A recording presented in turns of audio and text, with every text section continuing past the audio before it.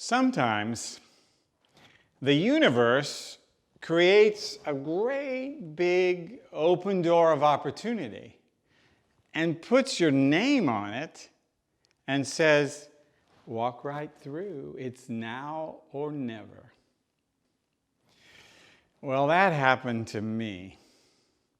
So in 1995, my family and I, we left our comfortable, cozy, urban professional lives in Minneapolis to follow a wild back to the land dream and move to an abandoned tobacco farm in rural North Carolina, there to start a goat cheese dairy farm. Yeah. We named it Goat Lady Dairy. Well, when we got there, we really needed to get right to work. So it came time to divide up the jobs. My wife, she says to me, well, you're the one that has all this experience being a marriage and family counselor. You're the one who's really good at helping couples get it together. I think you should be in charge of our first breeding season. Breeding season? I wasn't sure that qualified me for the job, but what do? You're in the South, you're a farmer, get her done, right? Well, so I started hunting around looking. We had the mama goats, the does, but we needed a daddy goat, a buck. So that was my job. I had to find a buck. Well, wasn't long before I found one.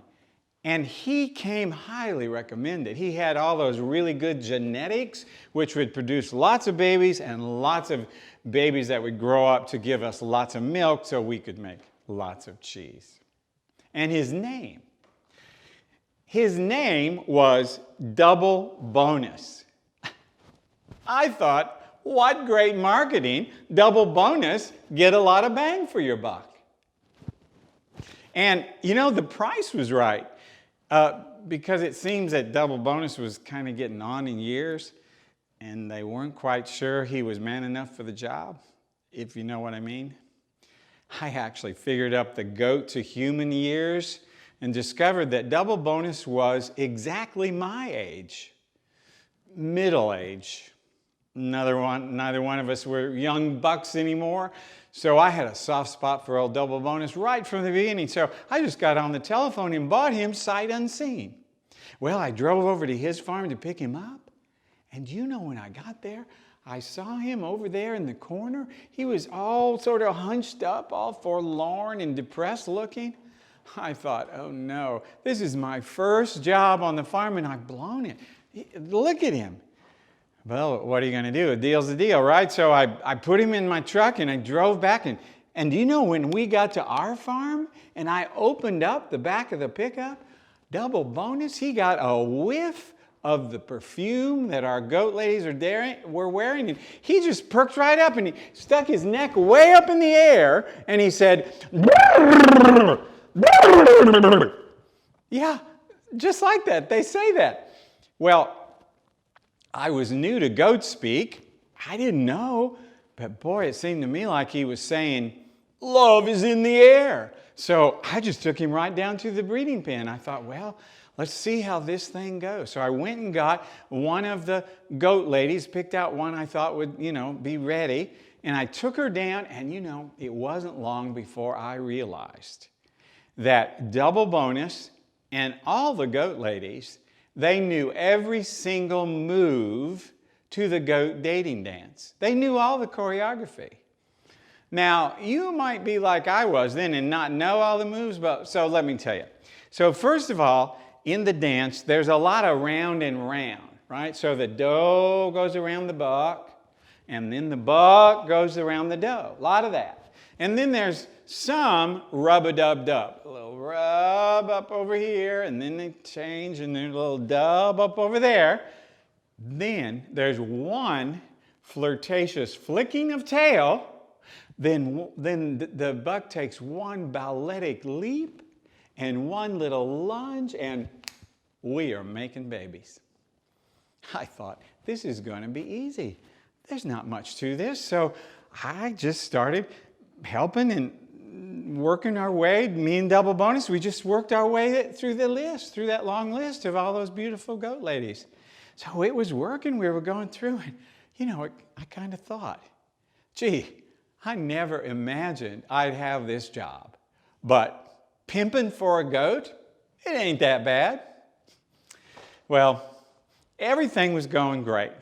Till one day, Double Bonus and one of the goat ladies, they did the dance, and he did the leap, but when he went to do the lunge, and the lunge, instead of falling off to the side all satisfied, he just fell straight, backwards, plop, flat on the ground with all four legs straight up in the air, and his eyes were rolling around in opposite circles like this, and his tongue was hanging out. It looked like something from a cartoon.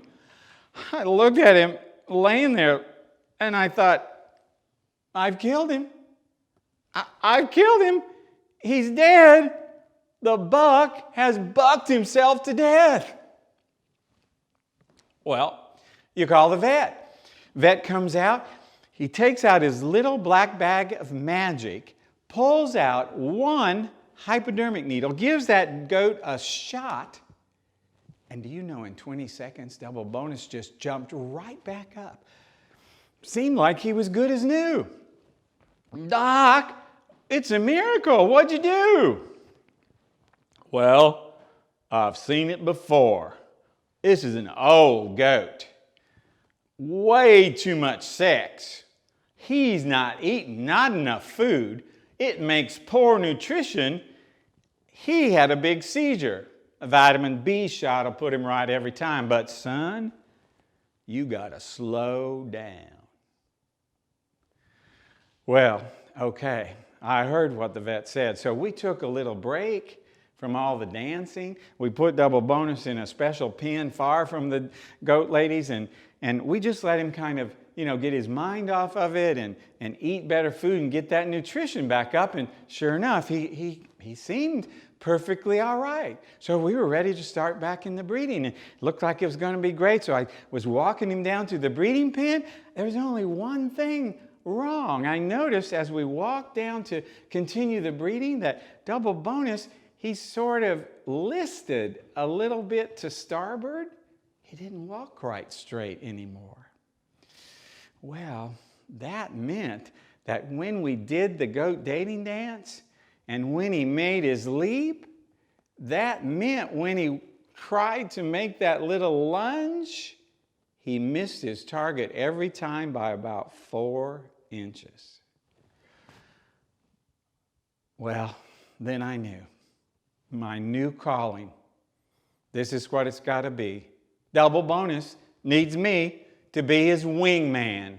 So I started figuring out how I could work myself up into the choreography. And so the next time we tried to do the breeding, I just started working my way up. And you know that doe? She looked back at me like she was saying, when did this duet become a trio? But I just gently eased right back up in there and found my place in that beautiful balletic structure right there. And Double Bonus did the leap, and then he did the lunge, and then my little move was just one little bump to put him right back where he needed to be. Worked right every time. Well, the next spring, surrounded by 30 beautiful bouncing baby goats, Double Bonus and I celebrated. I scratched him on his furry head and said, "Great job, old man." And you know Double Bonus, he looked me right in the eye and he said, which by then I knew meant, couldn't have done it without you, pal. Well, so breeding season, first one, got through it, check, successful. What's next on the list? Well, they told me now I got to go in the cheese room and learn to make cheese. Well, I went in and started doing it, and it wasn't that hard at first. We make 1, 2, 3 batches, 4, 5 batches, everything's great. 6, and it came to batch number 7. I did everything I thought exactly the way I'd done it before, but when I went to look at the cheese, it tasted awful. The texture was all wrong. I thought, man, this isn't going to work, and I don't know what I did wrong. Oh, this is discouraging, makes me want to quit. But then I remembered something. I know who will like this cheese. It won't go to waste. And I put all the scraps of that not very good cheese in a big bucket, and I went right out the front of the dairy doors, and you know, they saw me coming. There they were, all lined up along the fence. It was our chickens and our pigs. I poured them all that experimental not very good cheese on the ground, and they just cluck, cluck, cluck, cluck, blah, blah, blah, blah. They just ate it all up, and it was as if they were saying to me, don't you worry, son, you make all this practice cheese you want to make, and we'll just recycle it into bacon and eggs. Well, I learned right away that the secret to being a good cheesemaker is you got to make a lot of not very good cheese and learn from every single batch. So eventually I got better. Now we have the next big challenge, right? We got to take this cheese to the market in Greensboro, North Carolina, and sell goat cheese to all the people coming. Well, remember, friends, this was 1995.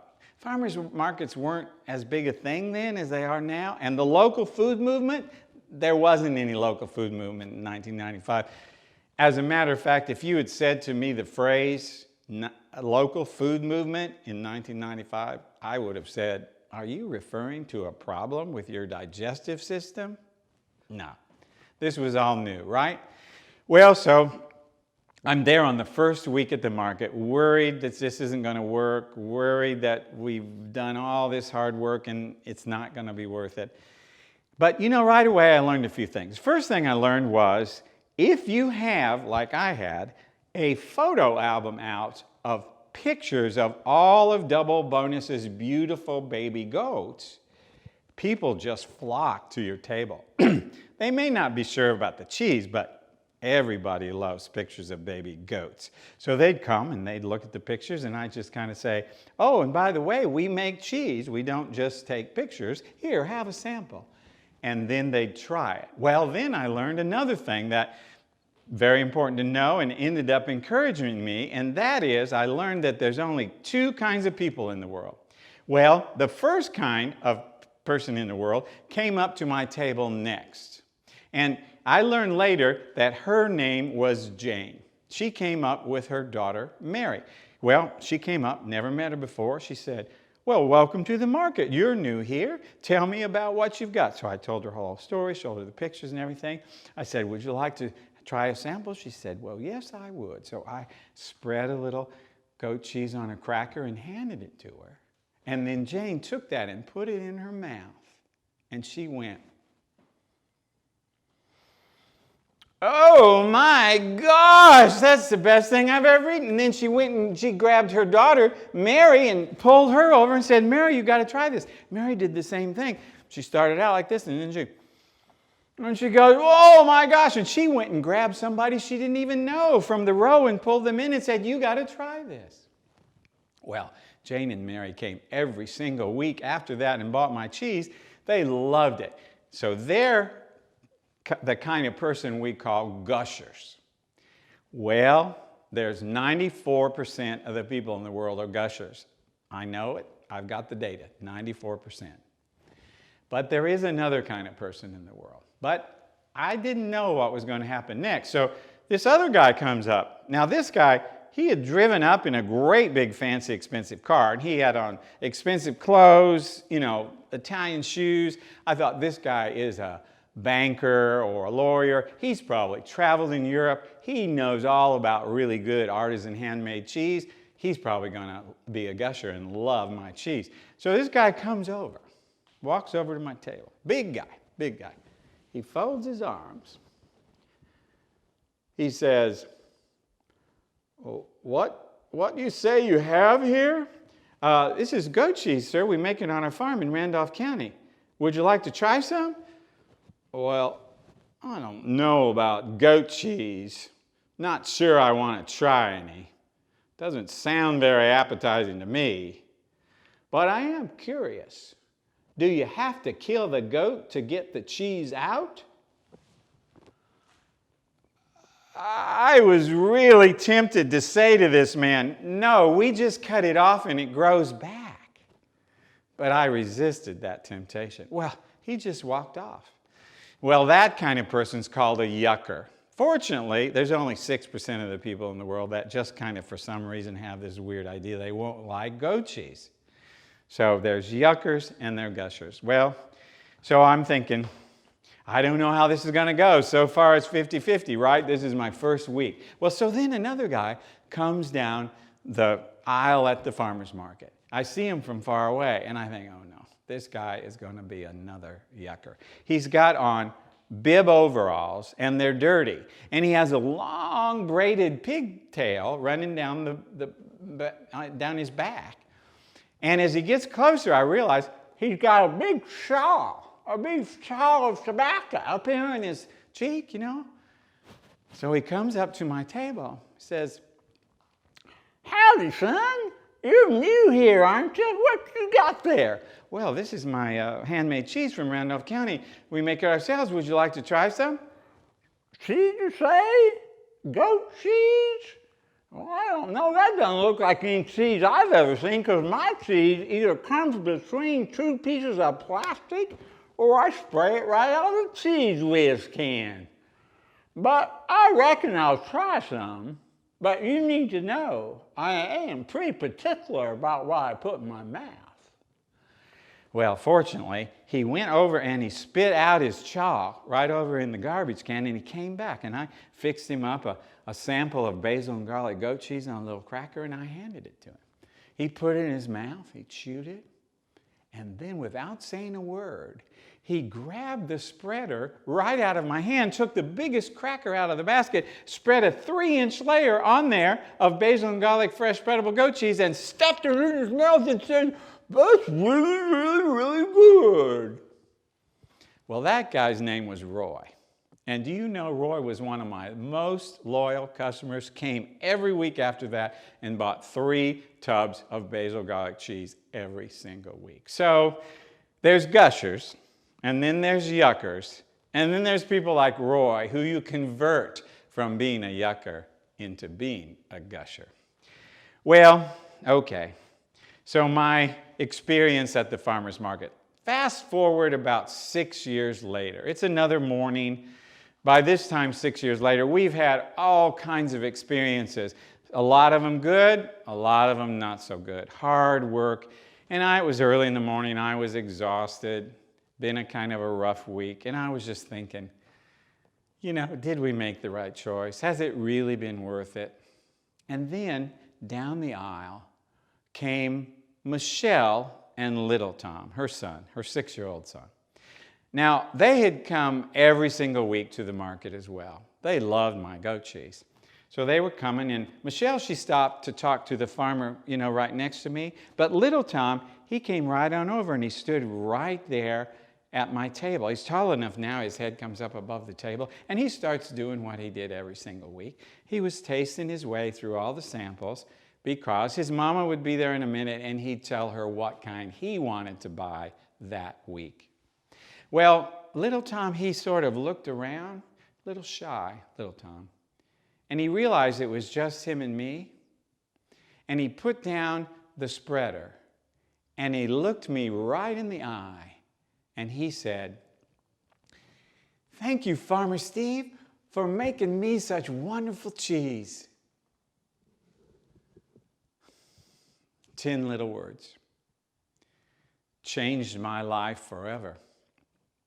Because you see, friends, at that moment, I realized little Tom had grown up in a world where he thought everybody had their own farmer and everybody knew their own cheesemaker. He'd been out to the farm, he's visited, he knew the names of the goats, he knew how we made the cheese. He grew up in that kind of world, and we had helped create for Tom this kind of a world. Hardship by hardship, blood, sweat, and tears, we had done that work. It was as if through one little boy, the universe said to me, "This is why you walk through that door, and this is how you've made a difference."